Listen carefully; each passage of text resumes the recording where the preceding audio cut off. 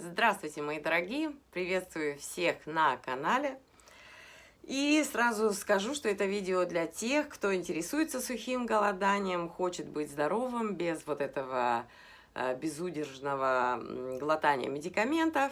Я сделала кучу пометок, и чтобы не вспоминать, что я хочу сказать, то есть я пройдусь прямо по своим записям, потому что кто этим увлекается, тому будет важно. Кто не интересуется голоданием, просто пропустите это видео. Но если вам не трудно и не жалко, предварительно поставьте лайк просто этому видео, потому что вам это ничего не стоит, а продвижению канала это помогает. И у меня еще заготовлено много любопытных тем для тех, кто интересуется другими темами.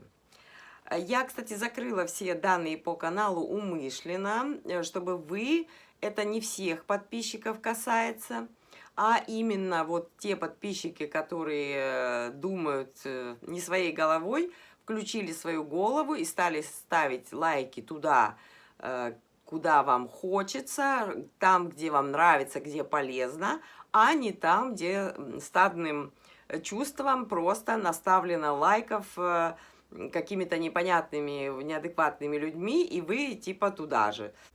Обижаться не надо тем, кому эти слова полоснули, так сказать, по сердцу. Я так решила. Вот думайте своей головой.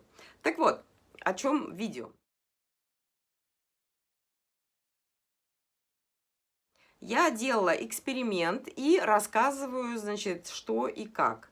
Вы знаете, ну вот кто голоданием увлекается, тот знает, что я практикую еженедельное сухое голодание 36 часов, практически без перерывов. Вот каждую неделю без перерывов. И потом, значит, контролирую результат. Сейчас у нас были долгие праздники, вы сами знаете, я лично не люблю испытывать вот какие-то неудобства и за столом отказываться поесть что-то или вот, например, отказаться совсем от всего и сидеть там в уголке сосать лапу, это не мое. Я люблю поболтать, вкусно поесть, тем более такие вещи, как селедка под шубой, например, оливье, торты. Мы делаем только на какие-то торжества, и вот как это все пропустить, да? Я не раз слышала, что после практики у тебя довольно кардинально меняются вкусовые предпочтения. Я лично этого подтвердить не могу. Некоторые вкусы меняются, конечно, да. Я читаю, чтобы ускорить видео, а то у меня на 4 листа. Что я перестала есть? Я перестала есть колбасу практически всю, свинину, птицу вообще, вот, честно говоря, не могу вообще есть. Курицу иногда очень редко, либо грудку, либо какие-нибудь крылышки, но это очень редкий случай. Что еще? Значит, меня начало воротить от некоторых приправ, вот, которые, например, раньше меня не так сильно раздражали, сейчас просто невозможно. Например, вот этот тимьян, чебрец, он же, я просто вот не выношу его. Раньше я его просто не любила, сейчас прям меня выворачивает от этого запаха. Орегано, это вот базилик. Когда он в свежем виде, мне нравится, но когда он вот этом сушеном и куда-то его добавляют, все, я не могу это есть. Майоран, не знаю, он по-русски тоже, по-моему, майоран, не знаю. В общем, неважно, как он там называется, в общем, у меня так, во всяком случае. Я стала ощущать, вот сейчас я заметила, что я ощущаю вот этот пережаренный жир в чипсах. Я чипсы вообще не ем, но бывает, в общем, и на старуху-проруха, бывают такие моменты, когда либо ты как-то хочешь заесть чипсами, но, в общем, надо очень-очень тщательно их выбирать. Я уже знаю, какие, но вы прислушайтесь сами, от чего вам неприятно, и не ешьте эту пищу, я так считаю. Но насильно я себя ни от чего, я уже об этом говорила, не ограничиваю. То есть я позволяю себе все, но я прислушиваюсь к организму. Я заметила, что вообще не могу есть шоколад, вот эти, знаете, Дед Морозы, там вот все эти шоколадные конфеты. Я даже кусочек попробую, мне кажется, это просто вот до тошноты переслащенные изделия, вот эти, я не представляю, как их едят дети. Мне даже черный горький шоколад Ну, все равно здесь в Германии добавляют туда этот сахар, хотя пишут, что он без ничего. Не знаю, мне даже от него как-то не очень приятно. Белый хлеб ем, он не ушел из рациона. Я вообще хлеба ем мало. Но вот как бы он есть, он присутствует. Мы с мужем почти что перешли на рыбу. Мясо, оно ушло само. Оно бывает иногда. Мы его едим, но мало, мало-мало. Но мы время от времени едим сало. И ушел алкоголь. Я еще могу бокальчик другой выпить там на праздник. Муж вообще не пьет, он пьет сок, там воду, и меня это очень радует. Я думаю, что я дойду до того, что я не буду просто вообще ничего пить алкогольного. Потому что я сейчас, когда организм очищается, вы чувствуете вред алкоголя. Вы его прям чувствуете. Но если вам хочется выпить, надо выпить, наверное. Ну, я так думаю. В общем, так, мы сделали паузу на праздники, ни в чем себе при этом не отказываем, на целых 2 месяца. Это много, это за все время практики первый раз, когда мы сделали именно на 2 месяца перерыв. И что я вам хочу сказать, мы набрали относительно немного. На праздники мы много ели, мало двигались, это надо учитывать.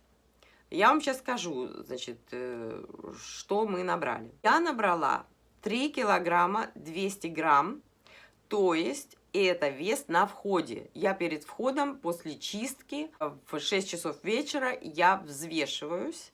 И вот этот вес на входе был на 3 килограмма 200 грамм, если сравнивать с данными последнего входа, на 3 200 он выше.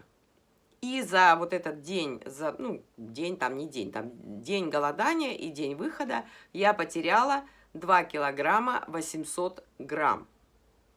Вот сравните. Да? Я умышленно не говорю, сколько я вешу, потому что это не важно. Вы увидите на своем весе, что как процентуально у вас это происходит. Муж, учитывайте, что он больше меня, он входил на 6 килограмм тяжелее, чем в последний раз. И за день голодания он сбросил 4 килограмма 100 грамм. И вот теперь это у нас пойдет по убывающей, и я думаю, что мы где-то за месяц, за 2 точно, мы будем весить меньше, чем мы весили 2 месяца назад. Это совершенно точно. Организм совершенно однозначно перестраивается. И раньше, когда я не практиковала сухое голодание, я бы набрала гораздо больше веса. Это во-первых. Во-вторых, визуально, вот сейчас набранные килограммы, они не видны, как раньше. То есть, набрав даже немного лишнего, ты ощущаешь вот этот лишний вес как совершенно точно для тебя ненужный балласт. И ты хочешь от него избавиться. Потому что после очищения и сброса лишнего жира тебе комфортнее жить. Ты легко наклоняешься, у тебя не болит спина, тебе не надо горстями глотать таблетки, тебе легко думается, потому что ты, получается, в двойном режиме. Ты включаешь к своей логике, не ты включаешь, а у тебя автоматически это происходит, ощущения, которые от тебя закрываются, когда ты ешь. То есть вот этой едой они закрываются, паразитами, всякой гадостью непереработанной в вашем организме. И это все сжигается при отсутствии воды в организме. Мы сложно устроены, и это до тебя сразу доходит, когда ты практикуешь. Даже если у вас первые дни, а это очевидно, что у вас может быть головокружение, недомогание. Во-первых, сразу нос в окно, а лучше выйти на улицу.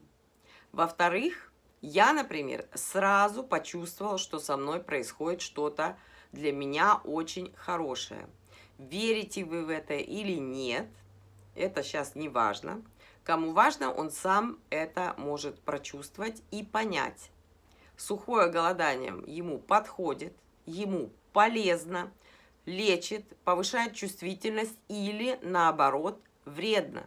Вы это узнаете моментально.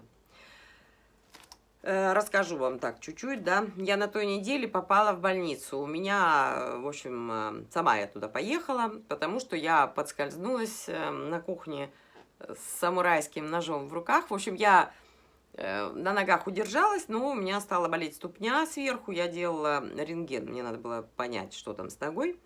И, значит, переломов не было обнаружено, но мне предложили выпить очень сильнодействующий медикамент, которые дают больным, значит, после операции. А в этот день я была на сухом голодании. И, в общем, конечно, мне не хотелось пить эту воду и таблетку, тем более на голодный желудок. Я сказала, что я в этот день голодаю, что было встречено как-то неодобрительно. А когда они узнали, что я еще и воды не пью в этот день, то, значит, они стали уверять меня, что вода просто необходима организму всегда. И это врачи, значит, мне говорят. Спорить я, естественно, не стала, потому что, честно говоря, нога у меня болела. Ну и мне не поверили бы, что у меня нога действительно болит. Я выпила эту таблетку. Так что я к чему это рассказываю? Не все врачи верят в полезность сухого голодания. Но это, знаете ли, для всех очень индивидуально, да, что русскому хорошо, то немцу смерть. Так что тут уже ничего не скажешь на эту тему. Значит, помощник врача уверял меня, что без воды тебе не жить. Конечно, не жить, если ты все время без воды. Но я же делаю совсем маленькую паузу, совсем маленький перерыв и чувствую себя прекрасно. Еще я вам вот расскажу просто пример, да, сами делайте выводы, потому что разные врачи в разное время не могли понять причину. Я делала на эту тему видео, и советую вам вообще все видео про голодание посмотреть. Они не могли понять причину моей жутчайшей мигрени. И годами врачи выписывали разные медикаменты, которые не помогали устранить это мучение. У них были слабые предположения, что это может быть от противозачаточных таблеток. Но я пила тоже разные таблетки. То есть разные медикаменты, и ничего не менялось. Делала я МРТ, я ходила на иглоукалывание. Все безрезультатно почти 20 лет. И вот, попробовав единожды сухое голодание, у меня исчезли мигрени. У меня они исчезли, сколько я уже практикую? Уже где-то летом будет 2 года, как я практикую. У меня ни разу не было ни головной боли, ни мигрени. Это факт, с этим не поспоришь. Это я испытала на себе. И я практически могу сказать, что я избавилась от таблеток. Я могу, в принципе, сейчас вообще ничего не пить, но я принимаю 1 раз в день амлодипин от высокого давления, хотя все время, когда я прихожу к врачу, у меня давление нормальное. Все. Но я его еще так вот для страховки пропью какое-то время. Простудой ни разу не болела. Если вот что-то начинается такое вот простудное, оно проходит за день. Короче, я никого не агитирую голодать. Я рассказываю вам подробно то, что происходит со мной. Потому что я сама знаю, как трудно найти какую-то понятную, полезную информацию о сухом голодании. Ее мало, я ее собирала по крупицам.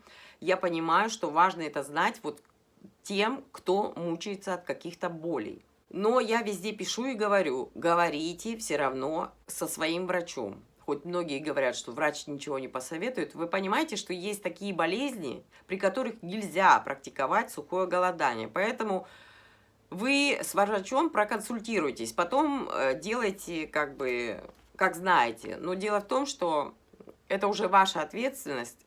Пусть вам врач все-таки свое мнение скажет.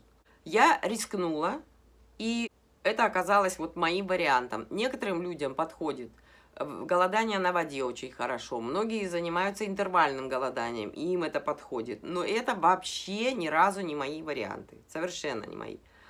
Кстати, вот мы после большой паузы, хочу вам сказать, что мы вошли в голодание очень легко. Даже буду говорить лучше о себе. Я вошла очень легко. Есть вообще не хотелось ни секунды, ни вечером после 6, иногда это бывает. ни на следующий день. Было очень вот свободно и комфортно, приятно, что ты делаешь паузу в еде. Приятно то, что ты на второй день почти тебе не надо, вот если ты куда-то пошел, тебе не бегаешь ты в туалет там пописить. Если бы не боль в ноге, было бы вообще замечательно, но после того, как я, хочу сказать, вот выпила в больнице, вот это, значит, запила таблетку водой, через где-то час мне захотелось воды. Ну, это тоже быстро довольно-таки прошло, это не критично. В общем, это как вот езда на велосипеде, она не забывается. Тебе все легче и легче дается эта практика, если ты это делаешь постоянно. Она переходит в рутину. И ты вообще не замечаешь, что тебе чего-то там не хватает. Поначалу я хочу вам сказать, что у вас срабатывает привычка, ритуал. Вот типа 5 часов вечера, время пить чай. И ты начинаешь представлять себе эту чашечку чая. Ну, это я вам так для примера говорю, там, к ним какие-нибудь там булочки и так далее. Если это случается, мне помогает, если я смотрю какой-то рецепт. Все, я рецепт посмотрела, я наелась.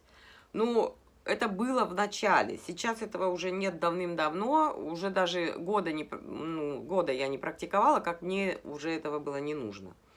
А самые первые вот 2 раза, когда я голодала без воды, мне было тяжело даже смотреть на людей, которые, вот, например, в фильме что-то пили. Это было просто очень утомительно вот выжидать вот эти часы, когда тебе наконец-таки можно будет попить. Сейчас этого ничего нет. Организм очень хорошо перестраивается, привыкает к этому, и вам очень легко вот эта практика дается. Еще одно наблюдение. Я это осознала буквально пару дней назад. Я поймала себя на мысли, что я клею на лоб кусочек тейпа вот сюда, потому что у меня зрение, сейчас мне надо сделать операцию, зрение плохое, я начинаю щуриться, и у меня вот здесь вот морщина появилась.